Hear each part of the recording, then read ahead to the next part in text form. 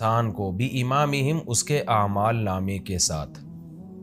امام کا مطلب اعمال نامہ، یہاں اعمال نامے کو امام اس لیے کہا گیا ہے کہ انسان اپنے امام کے مطابق چلتا ہے، تو قیامت کے دن ہم اپنے اعمال نامے کے مطابق چلیں گے، چاہے جنت میں جائیں یا اللہ ہم سب کو بچا کے رکھے چاہے جہنم کی طرف۔ تو چونکہ انسان اپنے اعمال نامے کے تابع ہوتا ہے اس لیے اس کو امام کہا گیا۔ تو آپ کو پتہ ہے پچھلے رکوع میں مشرکین نے کہا کہ کون دوبارہ زندہ کر سکتا ہے؟ اللہ نے جواب میں کیا فرمایا کہ تم پتھر بن جاؤ، لوہا بن جاؤ، لیکن اللہ تمہیں دوبارہ زندہ کر دے گا۔ اب اسی کی تفصیل بیان ہو رہی ہے کہ زندہ کر کے کیا کرے گا۔ اللہ فرماتے ہیں ہر انسان کو اس کے اعمال نامے کے ساتھ بلایا جائے گا۔ فمن اوتی کتابہ بیمینہ، پس جو شخص اس کا اعمال نامہ اس کے دائیں ہاتھ میں دے دیا جائے، فاولئک یقرؤون کتابہم، یہ اپنی کتاب کو، کیونکہ کتاب کہتے ہیں جس میں لکھا ہوا ہو، مکتوب، لکھی ہوئی تحریروں کو، تو اس لیے اعمال نامے کو کتاب بھی کہا گیا ہے۔ تو اللہ فرماتے ہیں یہ لوگ اپنے اعمال ناموں کو پڑھیں گے، ولا یظلمون فتیلا، اور ان پر ذرا بھی ظلم نہیں ہوگا، یعنی جو جس نے نیکی کی ہوگی اس کو اس کا پورا بدلہ ملے گا، کسی کی نیکی کو اللہ ضائع نہیں کرے گا۔ ومن کان فی ہذہ اعمی، اور جو شخص تھا فی ہذہ، اس دنیا میں، اعمی، اندھا، یعنی اللہ کے احکامات سے اندھا بن گیا، دیکھنے کی کوشش ہی نہیں کی کہ اللہ کیا کہتا ہے، اللہ کے احکام کیا ہیں، سیدھے راستے کو دیکھنے کی کوشش ہی نہیں کی، فہو فی الآخرۃ اعمی، تو وہ آخرت میں بھی اندھا ہوگا۔ آخرت میں اندھے کا مطلب ہے کہ وہاں بھی سیدھے راستہ جو جنت کی طرف جاتا ہے اس سے اندھا ہوگا وہ۔ جب اہل ایمان اس جنت کے راستے پہ چلیں گے تو اس کو وہ راستہ نظر نہیں آئے گا۔ وَأَضَلُّ سَبِيلًا، اور زیادہ گمراہ ہوگا راستے کے لحاظ سے۔ کیا مطلب؟ دنیا میں جتنا گمراہ تھا سیدھے راستے سے، آخرت میں جنت کے راستے سے اس سے بھی زیادہ گمراہ ہو جائے گا وہ۔ دنیا میں جیسے اس کو سیدھا راستہ نظر ہی نہیں آتا تھا، تو جنت میں اس سے بھی زیادہ سیدھا راستہ، جنت کا راستہ اس سے اوجھل ہو جائے گا۔ وَإِن كَادُوا لَيَفْتِنُونَكَ عَنِ الَّذِي أَوْحَيْنَا إِلَيْكَ، اور قریب ہے کہ یہ لوگ آپ کو فتنے میں ڈال دیں، عَنِ الَّذِي، اس وحی سے، أَوْحَيْنَا إِلَيْكَ، جو ہم آپ کی طرف وحی کر رہے ہیں۔ اس آیت کے بہت سارے شان نزول بیان کیے گئے ہیں، میں تفسیر کے لیکچرز میں یہ بات بار بار بتاتا رہا ہوں کہ شان نزول کا مقصد صرف یہ نہیں ہوتا کہ اس موقع پہ یہ آیت نازل ہوئی، بلکہ صحابہ تابعین جو کہتے تھے نا کہ یہ آیت فلاں کے بارے میں نازل ہوئی، تو مطلب یہ ہوتا ہے کہ اس آیت کا مصداق، یعنی یہ آیت فلاں واقعے پہ بھی فٹ ہو رہی ہے، یہ مطلب ہوتا ہے۔ تو اس لیے مفسرین نے جب کسی واقعے کے مختلف شان نزول لکھے ہوتے ہیں تو لوگ کنفیوز ہوتے ہیں کہ بھائی یہ اس وقت نازل ہوئی یا اس وقت نازل ہوئی، تو بھائی وہ نازل جس وقت بھی ہوئی ہمیں اس سے بحث نہیں ہے، لیکن مفسرین کے مطابق، محدثین، صحابہ تابعین کے مطابق اس آیت کے بارے میں یہ واقعہ بھی، یہ آیت اس واقعے پہ بھی فٹ ہو رہی ہے۔ تو اب قرآن کیا کہہ رہا ہے کہ قریب ہے یہ لوگ آپ کو اس وحی سے ہٹا دیں، فتنے میں ڈال دیں جو ہم آپ کی طرف وحی کر رہے ہیں۔ کیا مطلب؟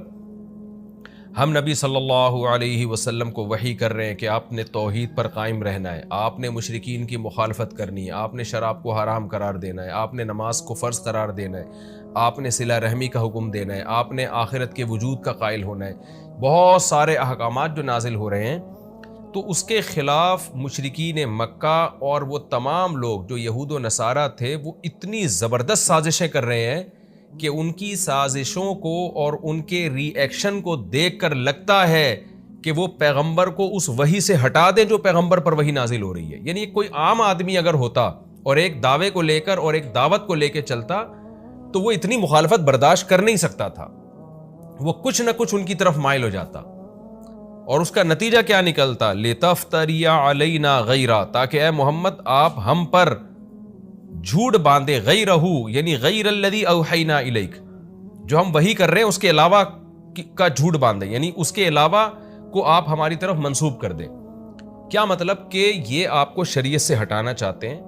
جب آپ شریعت سے ان کی وجہ سے بالفرض اگر ہٹ گئے تو نبی کا ہر عمل اس کی نسبت اللہ کی طرف ہوتی ہے، تو نتیجہ کیا نکلے گا؟ اے محمد صلی اللہ علیہ وسلم، اگر آپ ان کی باتوں میں آ کے شریعت سے ہٹ گئے اور کچھ ان کی مان لی آپ نے، تو یہ ایسے ہوگا جیسے آپ ہم پر جھوٹ گھڑ رہے ہیں، کیونکہ آپ تو پیغمبر ہیں، تو پیغمبر جو عمل کرتا ہے اس کی نسبت اللہ کی طرف ہوتی ہے.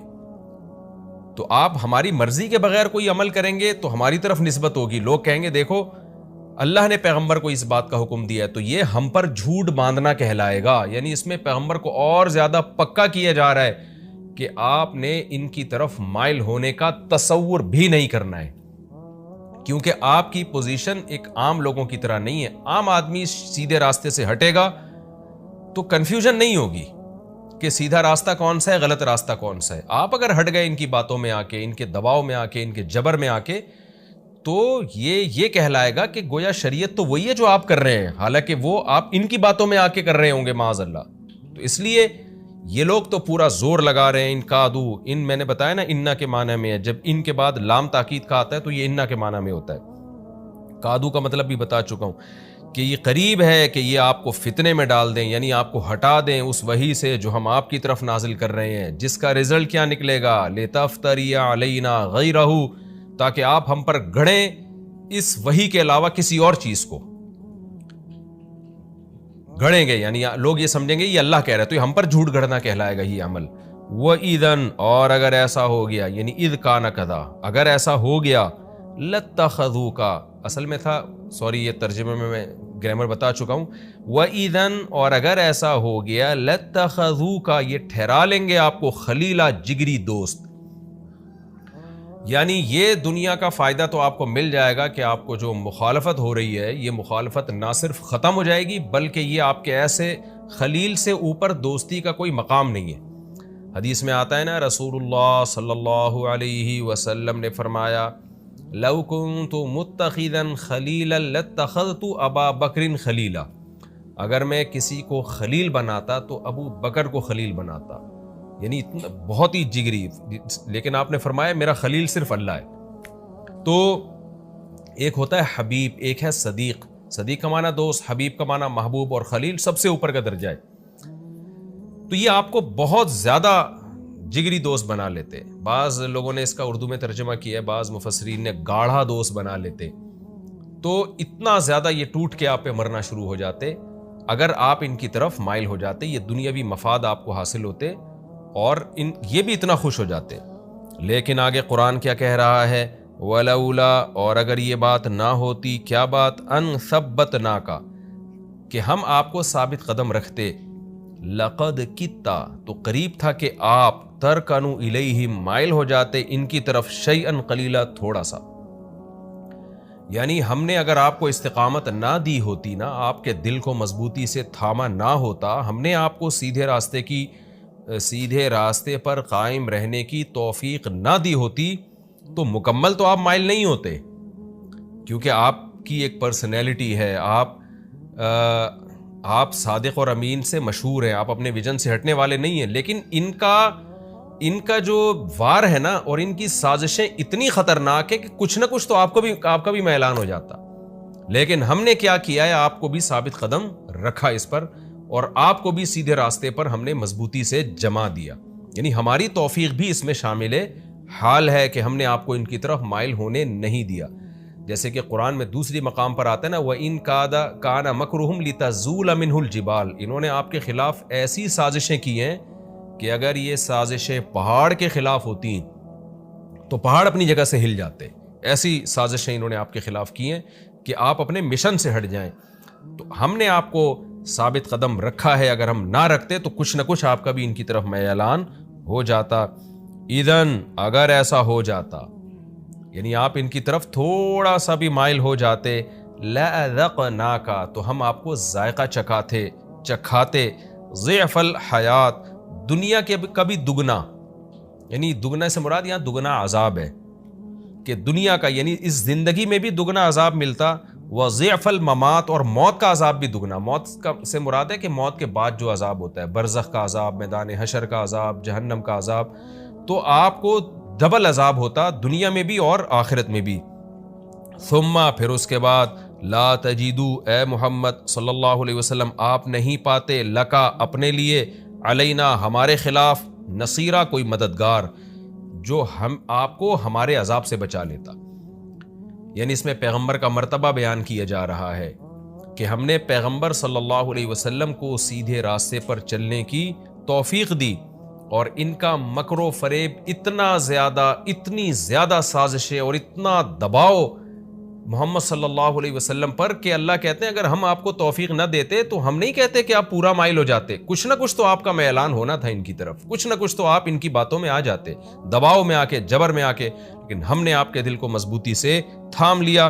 اور پھر اللہ بتا رہا ہے کہ آپ کی پوزیشن ایسی ہے خدا کی نظر میں کہ اگر آپ تھوڑا سا بھی ان کی طرف مائل ہوتے، اذ کانا کذا، میں نے بتایا نا بار بار یہ اذن کا مطلب کیا ہوتا، اگر ایسا ہوتا یعنی آپ ان کی طرف تھوڑا سا مائل ہو جاتے تو آپ کو پھر وہ عذاب نہ ملتا جو ایک عام نافرمان کو ملتا ہے، بلکہ آپ کو دنیا میں بھی دگنا عذاب اور آخرت میں بھی دگنا عذاب. یعنی کسی باطل کی طرف مائل ہونے کا جو عذاب ہے نا، ایک نارمل ایک عام آدمی کو جتنا ملتا ہے تو اللہ آپ کو دگنا دیتا، کیونکہ آپ کی پوزیشن یہ ہے کہ آپ اللہ کے پیغمبر ہیں، اور پیغمبر کا عمل حجت ہوتا ہے، اس سے گمراہی پھیلتی ہے اگر آپ گمراہی کی طرف مائل ہو جائیں گے. اور پھر اتنا شدید عذاب آتا، لیکن آپ کے خلاف، ہمارے خلاف آپ کی کوئی مدد نہ کرتا جو آپ کو اس عذاب سے بچا لیتا. تو اس میں اللہ تعالیٰ نے بتا دیا، اس میں پیغمبر صلی اللہ علیہ وسلم کو تسلی بھی دے دی. 3 باتیں اللہ نے ان آیتوں میں ہمیں بتائی ہیں. ایک یہ کہ مشرکین اور جو اسلام دشمن عناصر تھے یہود و نصارہ، ان کا مکر و فریب کس نوعیت کا تھا آپ سوچ سکتے ہیں کہ سید الانبیاء محمد صلی اللہ علیہ وسلم جو استقامت کے پہاڑ تھے، قرآن کہتا ہے ہم اگر آپ کو توفیق نہ دیتے تو وہ بھی اپنی جگہ سے ہل سکتے تھے. تو اس سے پہلی بات تو ہمیں پتہ چلی کہ اس دور میں سید الانبیاء کے خلاف سازشیں کیسی ہوئی ہیں. نمبر 2، دوسری بات یہ پتہ چلی کہ نبی صلی اللہ علیہ وسلم ان کی طرف مکمل مائل نہیں ہونا تھا آپ نے، لیکن اس بات کا امکان تھا کہ تھوڑا سا مائل ہو جاتے. اس میں بھی پیغمبر صلی اللہ علیہ وسلم کی فضیلت ہے کہ اتنی سازشوں کے بعد تو لوگ مکمل بک جاتے ہیں، فروخت ہو جاتے ہیں، باطل کے نظریے کو گلے لگا دیتے ہیں. قرآن کہہ رہے ہیں نا یہ بات تو محمد صلی اللہ علیہ وسلم سے ممکن ہی نہیں تھی. اس بات کا کسی درجے میں امکان ہو سکتا تھا کہ تھوڑا سا مائل ہو جائیں، لیکن اللہ کی توفیق شامل حال ہوئی اور اللہ نے آپ کو ثابت قدم رکھا.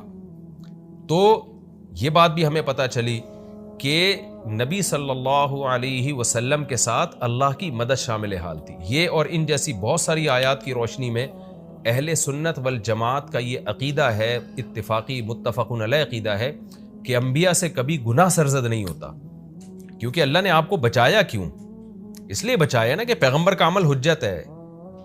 اگر آپ ان کی طرف مائل ہو جاتے تو لوگ اس باطل کو جو آپ تھوڑا سا ایکسیپٹ کر لیتے تو لوگ اس باطل کو بھی شریعت کا حصہ سمجھ کے اس کو فالو کرتے.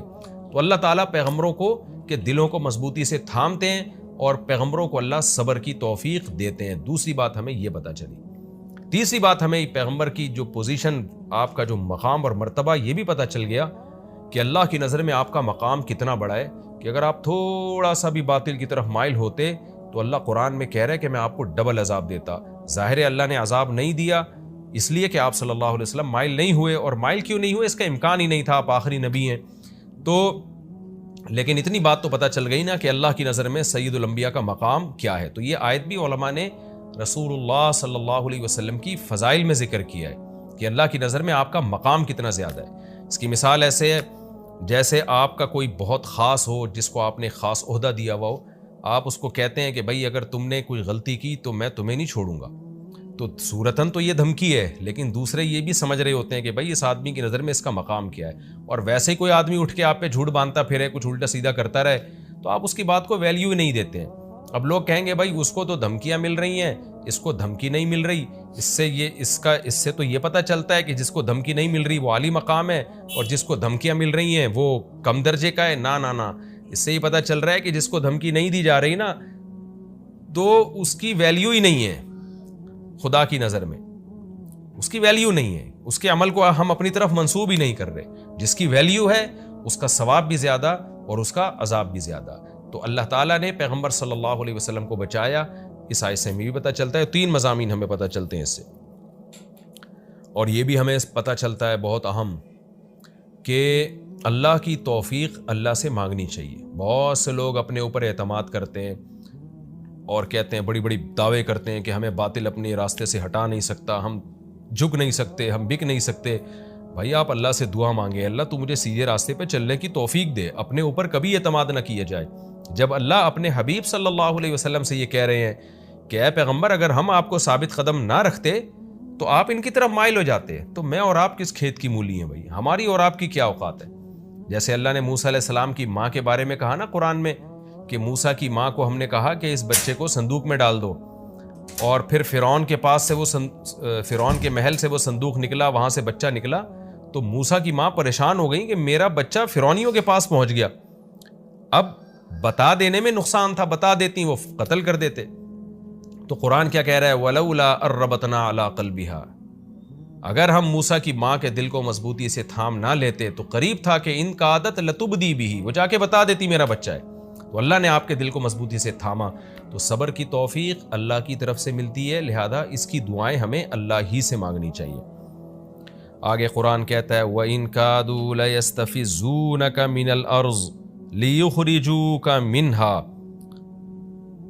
قریب ہے کہ یہ لوگ آپ کو پھسلا دیں، ورغلا دیں زمین سے آپ کے قدم اکھاڑ دیں۔ قریب ہے یہ بات، یعنی یہ مقصد یہ ہے کہ مکہ یعنی الف لام ہے نا، الارض مخصوص زمین، اس سے مراد مکہ ہے۔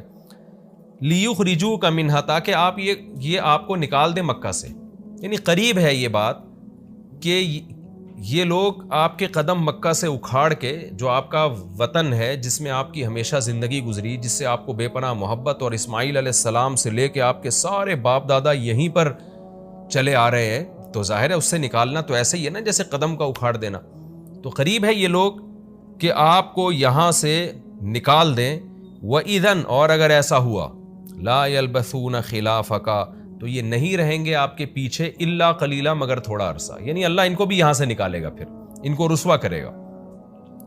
چنانچہ ایسے ہی ہوا، انہوں نے رسول اللہ صلی اللہ علیہ وسلم کے قتل کا پروگرام بنایا، اور آپ صلی اللہ علیہ وسلم کو بالآخر مکہ سے نکلنا پڑا جان بچانے کے لیے۔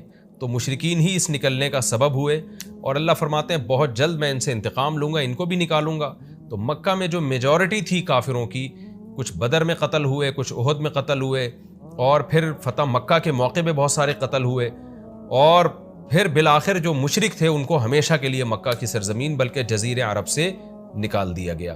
آگے اللہ فرماتے ہیں سنت من قد ارسلنا، یہ طریقہ ہے ہمارا ان پیغمبروں کے ساتھ جن کو ہم نے بھیجا قبل کا، آپ سے پہلے، من رسولنا، اپنے پیغمبروں میں سے، یعنی جتنے پیغمبر ہم نے پہلے بھیجے ہیں ان کے بارے میں ہمارا طریقہ یہی رہا ہے ہمیشہ۔ وہ طریقہ کیا رہا ہے کہ جس پیغمبر کو قوم نے نکالا ہے نا بستی سے، تو وہ قوم پھر پیچھے بچی نہیں ہے، یا تو صراحتاً نکالا ہو یا نکلنے پر مجبور کیا ہو۔ ابراہیم علیہ السلام نے جو اپنی قوم کو چھوڑا نا، تو اپنی مرضی سے چھوڑا، سلام علیک، اے ابا آپ پر سلامتی ہو، اور میں اپنی بستی کو چھوڑ کے جا رہا ہوں۔ وہ تو اپنی مرضی سے نکلے تھے۔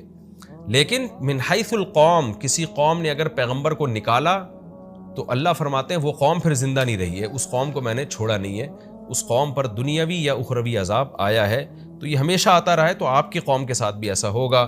وَلَا تَجِدُوا لِسُنَّتِنَا تَحْوِيلًا، اور آپ ہماری سنت میں تحویل نہیں پائیں گے۔ ایک ہوتا ہے تبدیلا، ایک ہوتا ہے تحویلا، کہ تبدیلی کا مطلب یہ ہے کہ سنت تبدیل نہیں ہوگی، جیسے طریقہ رہا ہے وہی رہے گا۔